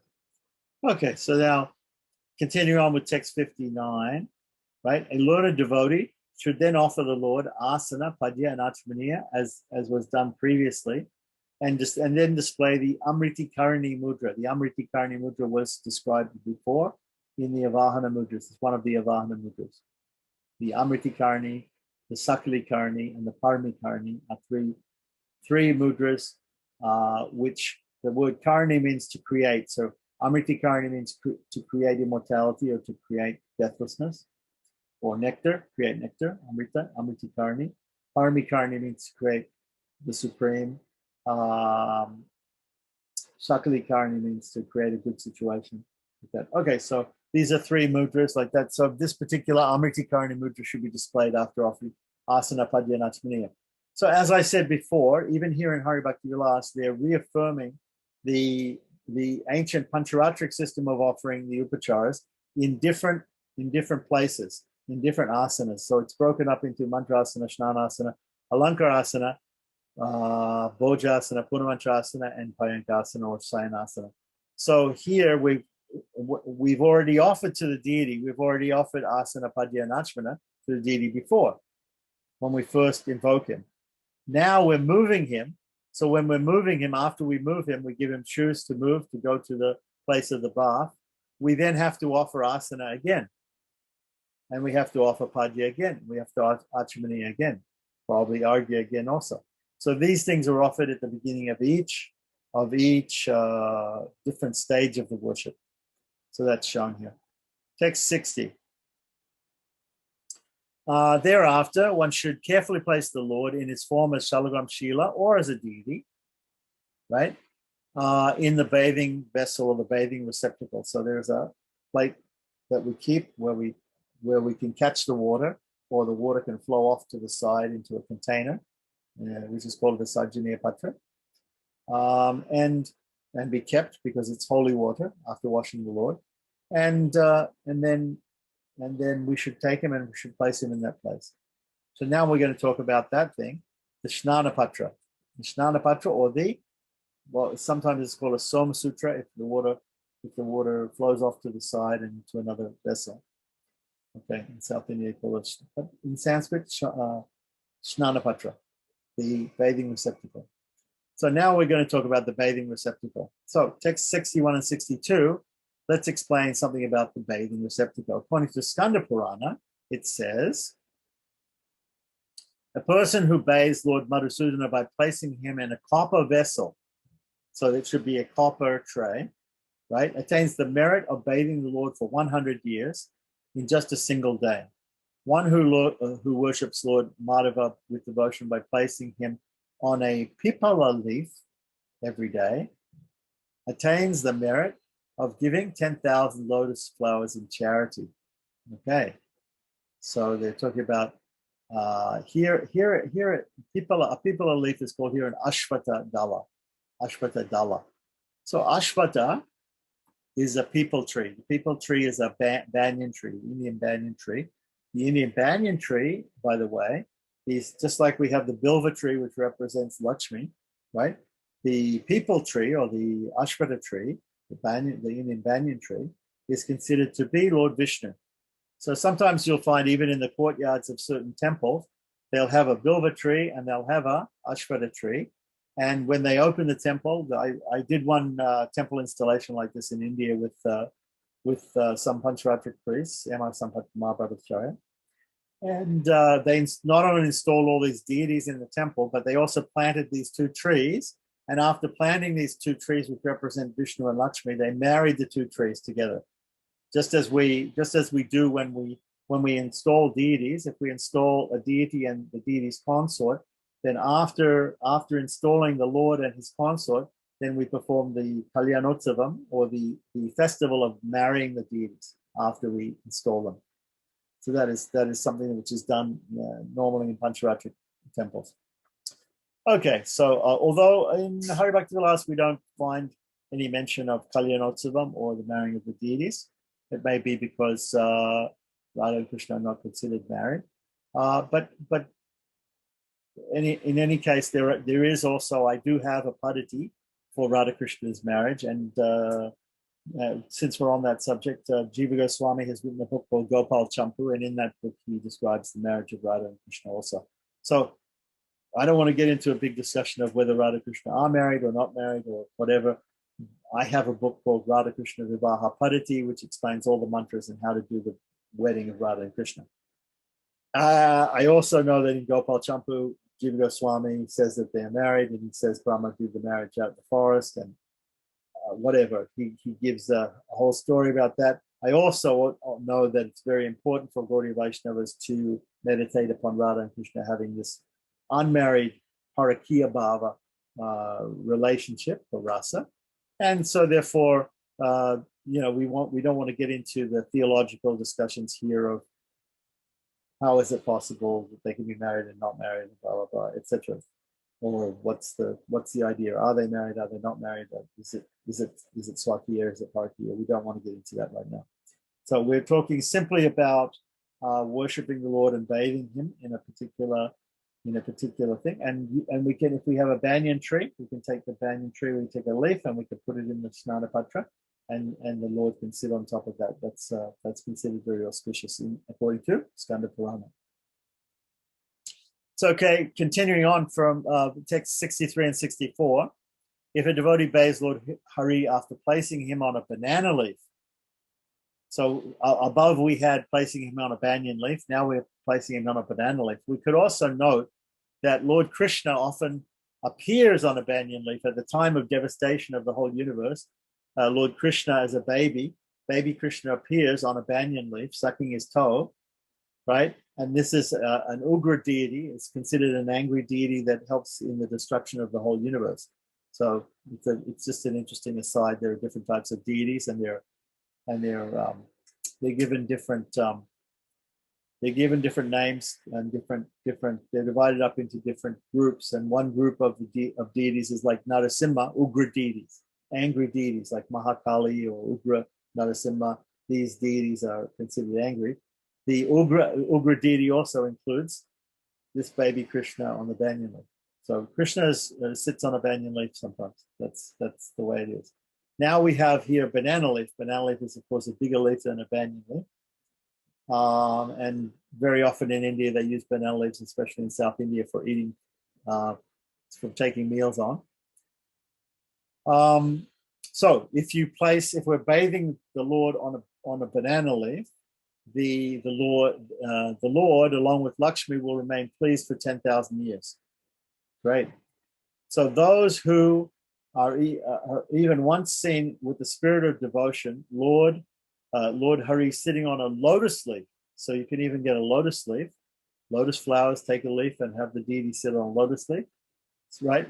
Must have obtained the rarest of pious credits. Okay, so here it's glorifying, not only placing the Lord in a copper bathing receptacle. Now it could be gold, it could be silver, it could be copper. We'll discuss different metals later on. I'm not sure whether we discussed that earlier, but in Hari Bhakti Vilasa, there's some quotation that says that because copper is pure, whereas gold and silver are not exactly pure, right? So the copper is considered to be the best metal, but it's also very hard to keep clean, copper, because it tarnishes very good. And silver and gold are easier to maintain. But whatever it is, whatever bathing receptacle we have, whether it's made of metal or whether it's stone or whatever material it's made out of, like that, if we offer a leaf on top, either a banyan leaf or a banana leaf or a lotus leaf, a lotus leaf or a lotus petal, like that, some sort of flower petals, right? Right. We often do this. We offer the flower petals, and then we place the Lord on top of the flower petals. And this is very auspicious, and it's been mentioned here. So, text 65. Thereafter, one should perform abhisheka. Abhisheka means the bathing of the Lord, ritualistic bathing of the Lord, with water placed in a conch shell while ringing a bell. Okay. So here are some other things, some other items that we need if we want to do puja. If we want to bathe the Lord, we need a conch shell. There are two types of conch shells. There's one type where the end is cut off and we can blow through that and that makes a sound, right? So that's an auspicious sound. There's another type, which is where the end is not cut off and that can be filled up with water or different substances and poured over the Lord, right? And in fact, there are some other shells which are lightning welts, left-handed conches or whatever, which are considered also auspicious by some people and are used in the worship of the deity. Some people don't like to use the actual conch shells. They like to use things that look like the form of a conch shell but are made of silver or gold, and that's also acceptable. But in this case, we're talking about a conch shell, a bathing conch, we fill with water and pour over the Lord to bathe the Lord in the bathing receptacle. And while we do that, we're supposed to also ring the bell. So here it's very clearly said Gantadi, that we're going to begin by we're going to be making sound with the Ganta, with the bell. It should be noted that there are different procedures for worshiping these items, this paraphernalia, before we offer it to the Lord. Before we use the conch shell, we have to invoke Panchajanya in the conch shell, and we have to worship it in certain ways. And even the conch shell stand, the stand that it sits on. And also the bell has to be worshipped, and we have to ring the bell, and we have to know how to pick up the bell with the right hand, transfer it to the left hand, ring it with the left hand. There's also different ways of ringing the bell, whether the bell has a clapper inside it, and there are certain upacharas that we offer while ringing the bell in the left hand, and sometimes we ring the bell very vigorously, like when we're offering naivedyam or food or arti, and other times we simply ring the bell, we slightly tap so that the clapper and the bell hits only one side of the bell. And you see this sometimes in Pancharatric temples also, when they're offering the food, or somebody come out maybe with two bells. Somebody comes out with two big bells and starts ringing the bells, making a lot of noise during the time when the food offering is being made. So there's different times and different bell sounds to make and different sounds to make. In fact, if you go to Udupi and you see the Madhva Vaishnavas, they also have gongs that they play during different parts of the worship, especially when they're offering lamps to the deity, and they offer many, many different types of lamps to the deity. So they'll play gongs, and there are different tunes that they play on the gongs for different pujas. So these are all details. But these are auspicious sounds which are done during the offering of bathing of the deity or offering of arti. Okay, so after this, this should be accompanied by the offering incense. So there should be incense. When we're bathing the deity, that there should be a nice smell, and there should also be the ringing of the bell or making of auspicious sounds, right, while we're pouring water from the conch shell on the deity, and should be accompanied by incense and the chanting of the Mula mantra. It says here, Mulena, Astakshara, Okay, so now it's interesting because in the Sanskrit here it says Astaksharena, right? It does not say Astadasaksharena. The translation that has been given here is the 18-syllable mantra, which of course is the mantra that we're talking about in Kramadipika and in Hari Bhakti Vilasa. The main mantra of Lord Krishna, the Gopal mantra, Krishna Govindaya Gopijana Vallabhaya Swaha, has 18 syllables. However, in the actual Sanskrit, it says Astakshara. The Astakshara, or the 8-syllable mantra, not the 18-syllable mantra, is the Om Namo Narayanaya. That is the Astakshara mantra. Whenever you see Astakshara mantra, it means that. Normally it means that. Just like whenever you see the 5-syllable mantra, it means Namah Shivaya. If you see a 6-syllable mantra, it can mean Om Namah Shivaya, or it can mean Om Namo Vishnave, or Om Vishnave Namaha, like that. These are 6-syllable mantras. So after a while, when you look at these particular texts and you see which mantra is indicated, right? It'll normally it won't give the mantra itself, but it'll just simply indicate the number of syllables in the mantra. And the person knows from studying the agamas and studying mantra shastra, he knows what mantra it is. So he doesn't have to be told what mantra it is. At other times, the agama shastras are very secretive. And what they do is they give certain portions of the mantra throughout the text. And only the guru, only the person who is a qualified professional teacher of this scripture and who has heard from his teacher will know exactly how to pull out the mantra to be chanted from the text. The text, it'll be hidden there within the text, and not everybody, just by reading it, you won't understand what it is. There are also in Mantra Shastra, I can read to you a sloka from Mantra Shastra, right? And it won't mean anything to you. But it will be indicating the Narasimha Anusta mantra, the 32-syllable Narasimha mantra will be indicated in that mantra. And anybody who reads it will not understand that it's there. They will not understand that it's there by just the translation of the mantra, of the thing. But a person who knows the mantra and who knows Mantra Shastra and who knows the words, there are these secret words that indicate different syllables. and these secret words that indicate different syllables. From that, you will be able to work out that there is this particular mantra there. So I was explaining a little bit about how in mantra shastra sometimes the mantras are secret, and there are certain phrases or words that indicate certain mantras. And I was also thinking about the Ramayana, because if you look in the Ramayana is made of 24,000 verses. 24,000 verses in Valmiki Ramayana. If you take the first letter or syllable of each 1,000th verse from the Ramayana, Valmiki Ramayana, and put them in a row, it spells the Gayatri mantra. There you go. So Sanskrit is full of things that nobody knows about unless the guru tells you, unless somebody tells you this. You will never know this. Or unless you're really intelligent and you figure it out yourself. You look at Valmiki Ramayana and you say, hey, wow, every 1,000th syllable, every 1,000th verse, there's a syllable of Gayatri mantra.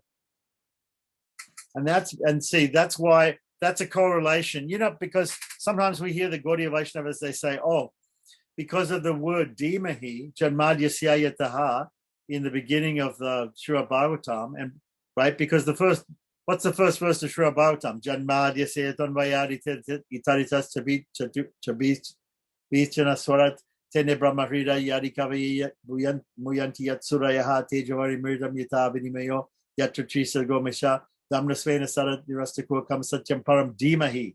So because of the word Dhimahi, and because it starts with Janmadhyasya Yataha, which is the same words that start Brahma Sutras or Vedanta Sutras, therefore, the Bhagavatam is like a commentary on the Vedanta Sutras, right? It even starts with the same words. Interesting.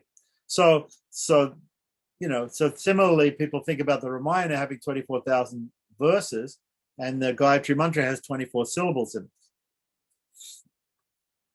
So here, I'm reading from Mantra Mahodadi, and this is the 14th Taranga, or the 14th chapter of Mantra Mahodadi. And what does Mantra Mahodadi mean? It means great ocean of mantras. Great ocean of mantras. So it talks about the extrication of the Narasimha mantra. There are other mantras in here, other extrications. This is called extrication of mantra. Looking at the Sanskrit and pulling the mantra out of the Sanskrit when it's not given directly, when it's given in a hidden form. It's called extrication of mantra. Okay, so here's the extrication of the Narasimha mantra. Now, the Narasimha mantra we're talking about is a one-syllable Narasimha mantra. Can you guess what it is? It is Shrom. Shrom, which is the Narasimha Bija mantra, or the seed mantra of Narasimha. Okay, so here it says, Meru Krishanu Samyakto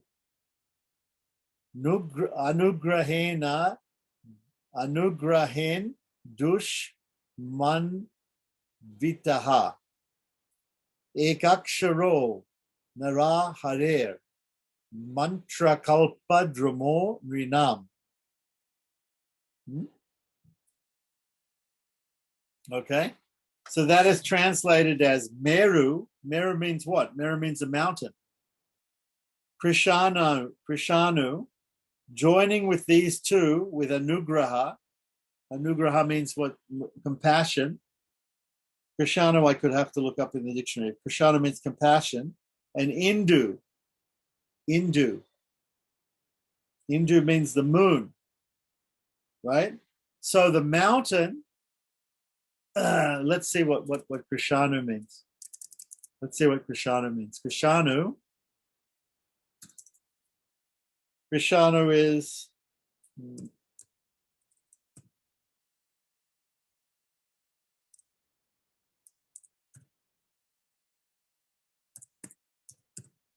Krishanu means in Sanskrit bending like a bow. Bending the bow. Krishanu means bending the bow. So it says here, the mountain bending the bow and joining these two with the compassion, anugraha, and the moon makes the one syllable Narasimha mantra, which is the kalpavriksha, or the desire wish-fulfilling tree, right? The desire tree is the bestower of all fruits for the sadhakas. Right. So how do you get shrom from that? That's what the prayer says. That's the very first. That's actually the second sloka in the 14th Duranga. The first sloka is, now the all fructifying Vishnu mantras will be described, worshipping whom Brahma, etc., created the various lives on earth. Right? Living beings. So the very first mantra that comes in the Vishnu mantra section of Mantra Mahodadi is this one syllable Narasimha mantra, which is Shrom. Okay, so now you have to know that the word Meru, which normally means mountain, means Ksha. The letter Ksha is Meru. The Krishanu, right? Krishanu means bending like a bow.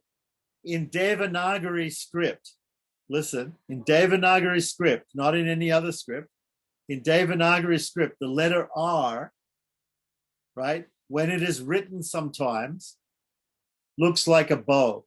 It just looks like a little boomerang when it comes on top of the letters, okay? So you have to know that R in Devanagari script can look like a bow. And then when somebody says bow to you, you think, oh, the letter R. So you have KS is the mountain, R is the bow, right? So KSR, Shra, right? Then Anugraha means the Lord's mercy. Anugraha means owl, means the syllable owl, the vowel owl. So we've got KS, cerebral S, R, A-U, shroud, and then Indu means Indu. Indu means the moon. Indu means the moon. So what is the moon? If you look up in the sky, in the full moon, what do you see? You see a completely round white thing. If you look up in the Amavasya, the new moon, you see a completely round black thing, right?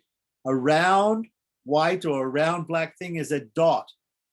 Now, in the Devanagari script, when you put a dot above the letter in a Devanagari script, that dot represents Anushwara. And Anushwara is that M with a dot, right? So the moon means Anushwara. So Meru means Ksha, Bo means Ra, mercy means owl, and moon means dot, means M. Shrom. That's how you get Shrom from. That's that thing. So there are many other mantras, like secret mantras like that, which we can extricate from things. But normally you have to know some rules of mantra shastra, or you have to be taught specifically by the guru the meaning of those mantras. Okay, so now let's go back to Hari Bhakti Vilas and let's see where we finished off. Okay, so we were talking about this 18-syllable mantra here. The translator has translated aksharena api. Aksharena means with the 8-syllable mantra. So the 8-syllable mantra is Om Namo Narayanaya. Okay, so let's continue on. Text 66, right? We're also talking here about bathing the deity. So text 66 says, before bathing the Lord, one should gently and devotedly massage his body with perfumed oil. So we read that before. Continuing on, text 67 to 70. Ata abhyanga. Abhyanga means massaging, right? Abhyanga. Anga means the limbs, and abhyanga means massaging. So ata, now we're going to talk about the ingredients, the dravyani. So when we do rituals and we do pujas, we have to get ingredients to do those pujas. We have things that we need. We need paraphernalia and we need ingredients to perform different worships of the Lord or services of the Lord. So these are usually called dravyas. Dravyas means ingredients. Here it's in plural, dravyani. Dravyam, dravye, dravyani. So dravyani means ingredients. We can also say samagris. Samagri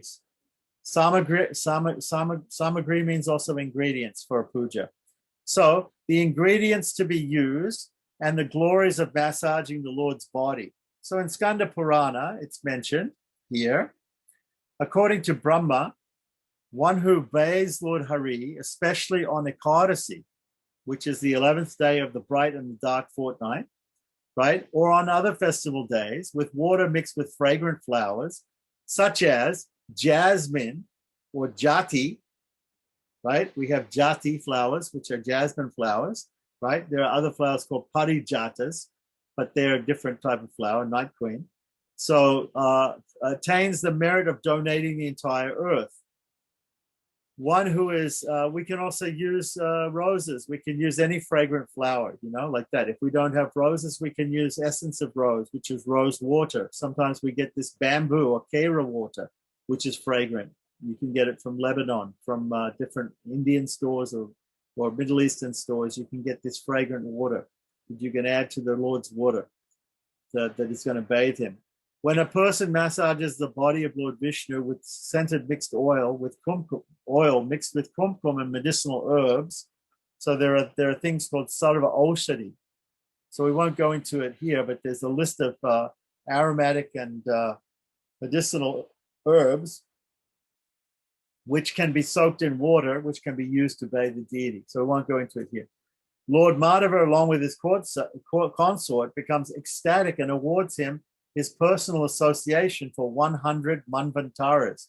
Manvantara is a very long time. There are 72 or 71 or 72 manvantaras who are Prajapatis. They're looking over the celestial government, and they last for a very long time. Their lifespans are very long. They're reigns of people like Manu. We are in the reign of a Swayambhuva Manu now. There's Chakshusha Manu, there's many different types of Manus. These people are called Manvantaras. They're the fathers of mankind. So their reign is very long. So this is just giving the glories of bathing the Lord with fragrant water. Okay, so then in the Vishnu Dharmottara, in the next verse 71, it says, by massaging Lord Kesava's body with scented oil, a devotee generally satisfies him so that he receives the opportunity of enjoying life in the association of the Gandharvas, which means in heaven. Now we're going to come to special types of bathing. So we talked about general bathing with fragrant water, but now let's describe the bathing with Panchamrita, which again, I explained was the 5 nectarine, substances. So they are, milk, yogurt, ghee, honey, and sugar.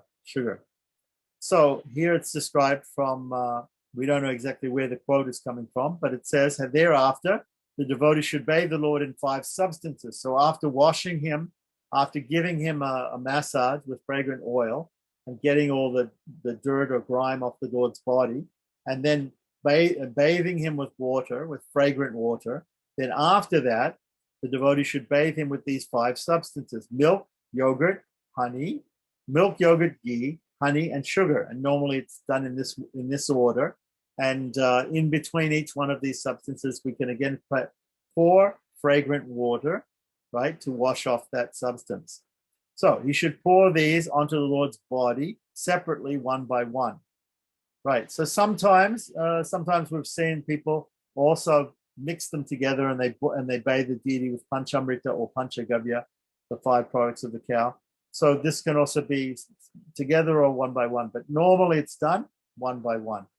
So Vedic authorities do not always recommend bathing the Lord with these substances, but according to time, place, and circumstances, they sometimes do. So here it's very clearly mentioned, kintu. Kintu, the word kintu means but. And here it says kala deshadi, according to the time and the place, right? Vishesha parayanti. This is a special type of bath that is offered. So it may not be done every day. Sometimes people do it every day. If they have a very small shalagram or a small deity, then they can do these things every day. If they have a very large deity, probably they can't do it every day. So they just do it. So many deities and big deities in South India, they do this type of abhishekam once a week. Okay. Or as it said here in the previous few slokas, it said you could do it on Ekadasi or festival days. Right. So here we go. So let's continue on with the next slokas. Right. The amount of these substances. So we're going to say, what is the amount of these substances? Now, obviously, this is not going to be a hard and fast rule, but it is for a sort of regular sized deity. But if you have a bigger deity, you need more substances. If you have a smaller deity, you may need less of these substances. In the Brahma Purana, it's described that when bathing the deity, one should faithfully offer 25 palas of ghee. Now, what a pala means, let's have a quick look at the Sanskrit dictionary and see what a pala is, because they have these different quantities, right? A pala is a weight which is equal to 4 karshas equals 1/100th of a tula. It's a particular weight, and we're not exactly sure how much that weight is. 1/100th of a tula, 4 karshas. 4 karshas, so we say Karsha. A karsha, not sure exactly what that is. Karsha. A karsha, no. Okay, so a tula, 100th of a tula. A tula, we can also not see exactly what a tula is. A tula is a weight or a balance. Okay, so tula. 100 palas. Right, 100 palas is a tula, but what is a tula and what is a pala, we don't know. So we may have to find out some other place exactly what the weight is.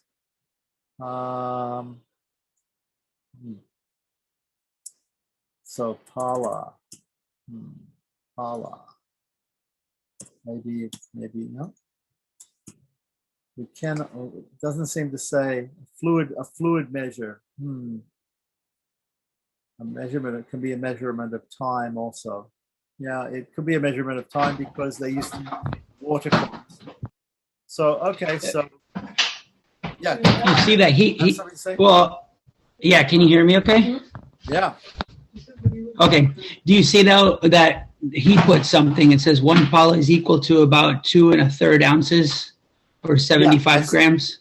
I see that. I know that, but I'm just trying to check out and see if I can find a meaning for it. Yeah, who knows where you got it from? Yeah, well, we'll have to check it out. Okay, let's continue on. So anyway, while bathing the deity, one should faithfully offer 25 palas of ghee. If one has the means, one can use 108 palas of ghee each time he bathes the Lord. During a grand abhishek, it is recommended to use 2,000 palas of ghee, and the ghee should be poured in such a way that it covers the deity's entire body. So there's a rule of thumb. So if we're pouring ghee on the deity, then it should cover the deity completely. So it shouldn't just be like one little drop of ghee on a big deity. The ghee should be poured in such a way that covers the deity's entire body.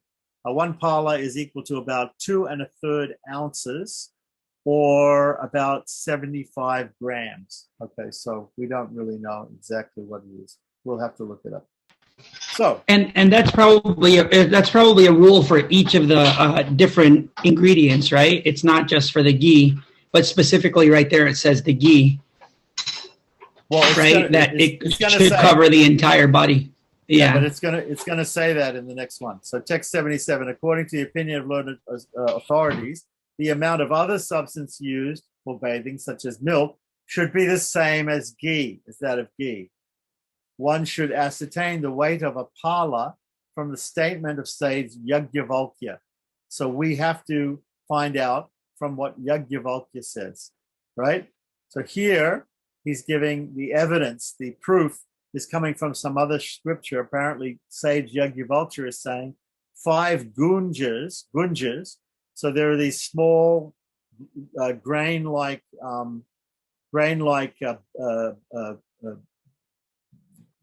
buds, little buds that come from trees, right? Seeds. They're like seeds. They come from a tree. They're red and black seeds, right? Called gunja berries. They're little berries, right? Okay, you can't eat them. They're poisonous. But anyway, gunja berries. In fact, the Chaitanya Mahaprabhu used to have a garland of these, which he would offer to his Govardhan Shila, right? And which would he considered them to be equal to represent Radharani. Okay, so this gunja, 5 gunjas, if you put 5 gunjas down, they make 1 masa. 16 masas, so in other words, 5 times 16 is 80, right? 50 plus 30, 80, right? Is 80 gunjas or 16 masas is 1 suvarna. And 4 suvarnas, right? 4/8, 320 gunjas or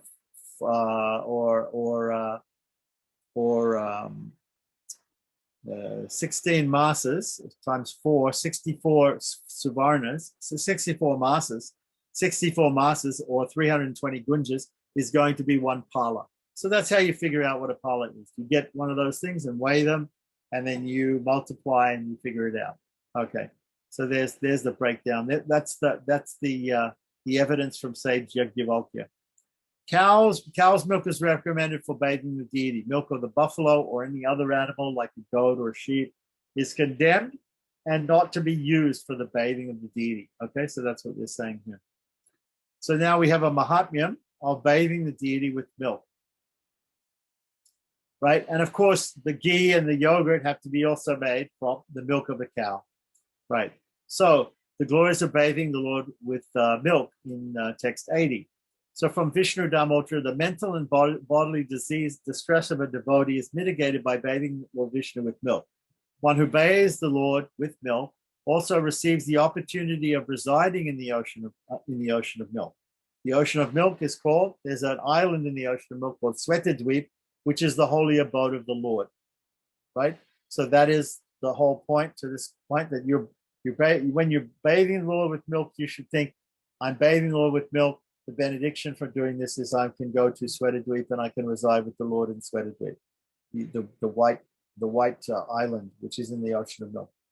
So now from the Agni Purana, text 81 to 85, it describes more about this. It says, there is no doubt that the merit one acquires by giving 100 cows in charity to the Brahmanas is obtained by bathing Lord Vishnu only once with ghee. King Indradumna came to possess the entire earth along with 7 islands by bathing Lord Vishnu in ghee and water. Normally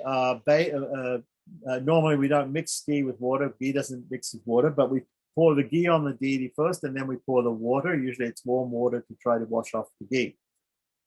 By bathing the Lord, and also if we're bathing a stone deity with ghee, the ghee helps to make the stone look very nice and shiny, and it helps preservation of the stone. So it's very nice.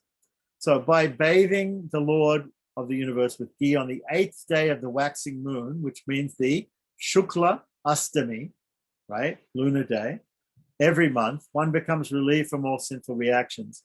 Whatever sin a person commits, knowingly or unknowingly, is nullified by bathing Lord Hari with ghee in the evening. A person who bathes Lord Hari with milk attains the planet where rivers are filled with milk and riverbeds are made of sweet rice. Does it say that? Chira. Chira means milk. Does it actually say sweet rice here? I don't see a word for sweet rice. I see chira, which means milk. Okay. So anyway, payasa. Here it is. Yeah, it's there. Nadya payasa. Rivers of payasam. Sweet rice, not necessarily made with rice, but it could be just kheer, or it's a condensed milk. Okay, so then we've found in conversation between the sage Pulastya and Prahlad in the Vishnu Dharma, right? It's mentioned, text 86. Oh, foremost of the Daityas, by bathing Lord Hari with cow's ghee on Dwadasi, or on the full moon day, Dwadasi meaning the 12th day of the moon, either waning or waxing, and also on the full moon day, which is called Purnima, all of one's sinful reactions are nullified. Text 87. As milk is transformed into yogurt by the action of acid, right, and some acid, the bathing of Lord Hari with milk can award one the fulfillment of one's desires. Again, from the Narasimha Purana, which is Anupa Purana, we have the following statements, texts 88 to 92. One who bathes Garudadwaja, meaning Lord Vishnu or Krishna who rides on Garuda, Garudadwaja Krishna with milk, becomes freed from all types of sinful reactions and then enjoys life in the abode of Lord Vishnu in the spiritual world. By bathing Lord Vishnu, who is most pleasing to behold, with yogurt only once, a devotee becomes eligible to enter the kingdom of God. There, he is worshipped by the best of exalted personalities. O foremost of human beings, by bathing the Lord with yogurt, one can avoid bad dreams, destroy his sinful reactions, and increase his auspiciousness. A person who worships Lord Vishnu by bathing him with honey first enjoys happiness in the abode of Agni and then returns to the abode of Lord Vishnu in the spiritual sky. By bathing the Lord with honey and sugar water, one achieves good fortune and all the people of the world treat him in a friendly manner. So now we have a discussion of the Abhishek between Markandeya Rishi and King Indradumna, found in the Dwarka Mahatmyam, which is probably from Skanda Purana, but I'm not sure. It doesn't exactly say here. So this is the text 93 and 94. Those who perform the Abhishek of Lord Vishnu by pouring milk over his head attain the merit of performing a horse sacrifice with each drop of milk. Bathing the Lord with yogurt yields 10 times the merit of milk. Ghee yields 10 times the merit of yogurt. Honey yields 10 times the merit of ghee, and sugar water yields 10 times the merit of bathing the Lord with honey. So, text 95 to 96, bathing the Lord with fresh water that is mixed with flower petals, right, or sandalwood paste, right, yields 10 times the merit of sugar water. So, what have we learned from this? Sugar water, fragrant water which has flower petals or sandalwood paste in it, some nice scent in it, that's the best. That is the best thing to bathe the Lord in. It's better than sugar, it's better than honey, it's better than ghee, it's better than yogurt, and it's better than milk. Okay, 10 times 10 times 10 times 10 times 10. O king, water purified by chanting the mantras or mixed with kusha grass yields 10 times the merit of water mixed with flower petals and sandalwood paste. So if you mix that with kusha grass water, that's even better than flower petal water. Now, grape juice or mango juice yields merit equal to the performance of 100 sacrifices. Now, I'm not sure what it says about. It says here, driksha rasam, that's grape juice. I'm not sure if I see palam. It says here palam. I don't see exactly mango, but it may be there. Okay, I'm not sure. But anyway, grape juice. Okay. Interesting that grapes must be pretty rare actually in India also, huh? Because grapes are cold climate. Yeah, but just remember there are plenty of cold places in India too. So they have all sorts of places. It depends.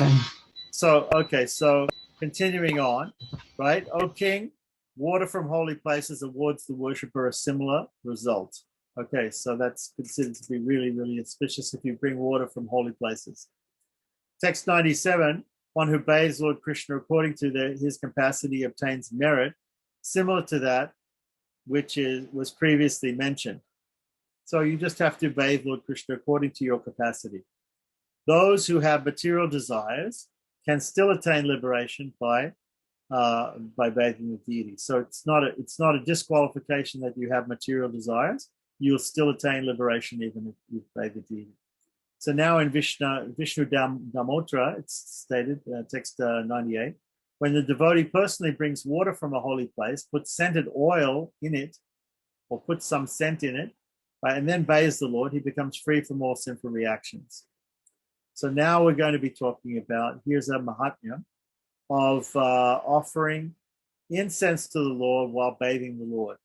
Ata Shnapane Dupane Dupana Mahatmyam, offering from the Skanda Purana, texts 100 99 to 100. One who burns aguru, which is a particular type of scent, right? At the time of incense scent, at the time of bathing the deity is relieved of the reactions of sinful activities committed during his last 10,000 lifetimes. When the perfumed smoke enters his nostrils, it burns his sins to ashes. To remove oil and other substances from the Lord's body, one should rub it with a damp cloth. Okay, so I believe this cloth, which is used to rub the deity, is called a plotavastra. Okay, not exactly understood here where it says that. Okay, continuing on with text 101. The glories of cleansing the Lord's body. Again, in the Narasimha Purana, it says, after rubbing the Lord's body with barley powder or wheat powder is like flour, wheat flour, one should cleanse him again with warm water. By doing so, one is sure to attain the abode of Varuna. Varuna is the god of waters. Okay, so here's the idea. So we've washed the Lord with all these different substances. Some of them are sticky, some of them are greasy. So we have to then take some powder from grains like barley or wheat and rub that all over the Lord's body, and that will soak up all of this excess oil or grease, right? And then with warm water or slightly hot water, we have to pour that on the Lord and completely cleanse that powder off the Lord's body, and then the Lord will be completely cleansed. So in the Vishnu Dharmottara, in text 102 and 103, it's mentioned, by rubbing the body of Lord Jalandhara with barley powder, wheat powder, the flour, and powder of the lodra flowers. I don't know what they are, but anyway, one is awarded beauty and bodily strength by offering the Lord of Lords powder made of masura. Masura is a type of black urdal. Urdal is a black dal mixed with kumkum. One becomes qualified to happily reside with the Gandharvas or angels. Text 104 from the Varaha Purana, it also says, to achieve the highest perfection of life, a devotee who is fond of my worship should cleanse my body with powder made from urdal or rice powder, rice flour, mixed with sandalwood powder and flower petals. Text 105, to remove the dirt from the joints and creases of the deity, one should take a brush made of the vetiver root. Okay, so there's a particular type of root, right? Ushiradi Viniyamitam. Yeah, Malapatarshina. I'm not exactly sure what this root is like that, but also some sampradayas, they use a thing called a Brahakeshari. The Madhvas, they use a thing called Brahakeshari. It's actually hairs from the back of bristles from the back of a wild boar, a Vraha, and they tie it together and make a brush. It's called Vraha Keshari. You can also use a brush which is made from the tail of a cow's tail. These are considered to be pure. I grow vetiver. You grow vetiver, and you know what it is? Yes. Okay. Yes, sometimes it's used in puja also, and you see the scent, the oil they make it. Sometimes it's this dark green color. They also call it kus, like kus. Kus. It's a grass. Kus, Oh, yeah. yes, kus. Kus. I got it. Yeah, that's vetiver root. That's vetiver. Mm-hmm. Good. Okay, but is it kusha grass or is it some other thing slightly different? Yeah, it's something else a little different. It is a grass though, and it's a very tall grass also. Okay, so anyway, continuing on with it's the original. Oh, sorry, I was just going to say the original air conditioning system of India. Right. They used to the root systems are really big, and they used to spray water through it, and it cools. It has cooling properties. Right. Air coolers in India. We've seen those. Okay, so we're going to have the glories of using a brush to cleanse the deity. So text 106. There's a lot here about bathing the deity. So we'll just finish bathing the deity and we'll leave it at that.